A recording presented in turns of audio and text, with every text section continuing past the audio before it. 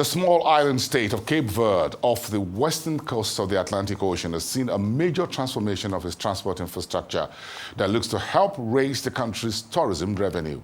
And that thanks to the funding support of the African Development Bank Group over the past decade under the outgoing president, Dr. Adesina. Arise News had a chat to the Cape Verde transformation story and more in this interview with Nnena Nwabufor. She's the vice president in charge of business development at the Afdb Group. In the last 10 years, just a brief idea of what we're doing. In 2015, the bank's total outstanding portfolio of lending was 34 billion.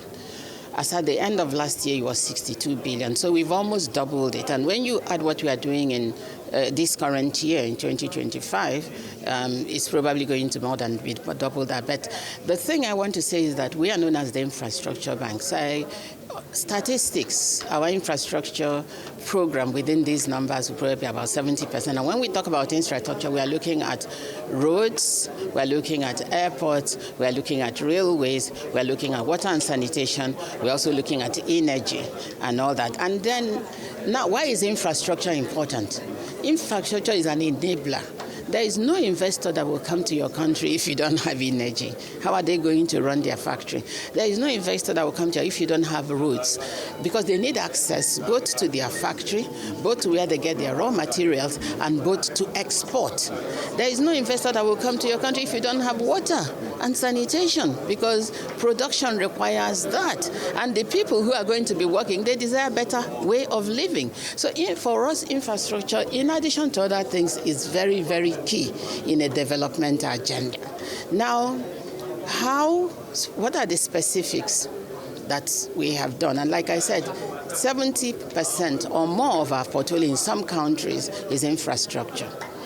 In a country like Comoros, Comoros is a very small island state. It's actually made of 3 islands. There is a 4th island that is still currently under French administration, but with the 3, the population is less than 1 million. In 2015, their outstanding lending was 30 million. But within the last 10 years, we've increased that by over 800%. And that is focused on infrastructure. We did some work in energy. On the roadside, anytime you talk to a Comorian about African development, but they will tell you that they have roads today in Comoros because of the African Development Bank, because we have focused on helping them create access. Because as an island state, they should have a lot of tourism. But tourists are not going to, go on roads that are not. So as we open up, help them to develop, bring energy, help them to have access routes, hotels are coming, and we are hoping that with further support, that tourism will come. Let's go to Rwanda. In 2015, Rwanda's outstanding loan was 414 million. Today it's 2.4 billion. That's over 500% increase. And most of it have been in roads, water and sanitation, energy. In fact, the energy project we did for Rwanda about 2-3 years ago, in collaboration with other development partners, by the time they finish the implementation, Rwanda will attain, if not 100%, but almost 100% coverage in energy in the entire country. So with that project ongoing, we are focusing on also helping them cover the loop in water and sanitation and road. There was a project that was approved last year. It's a regional project between Rwanda and Burundi. That project gives Rwanda, we are supporting them to build the road that connects them to Burundi. And that part of Burundi is a part that is very rich in agricultural produce. On the Burundian side, we are supporting Burundi to increase their agricultural produce and set up small agro-processing. And that gives them access to market in Rwanda and places like DRC. We are also supporting, in Tanzania, for example, 10 years ago, Tanzania's portfolio was about 1.8 billion.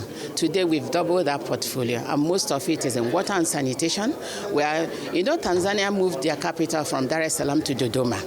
We are supporting them to construct the airport in Dodoma so that they can have a befitting international airport. We are supporting them with water and sanitation in Dodoma, in addition to so many other areas of the country. We are supporting them to build roads. But most importantly, Tanzania has because it's a very vast country in length and breadth. So they have ports. They have ports that a lot of their landlocked neighbors are using.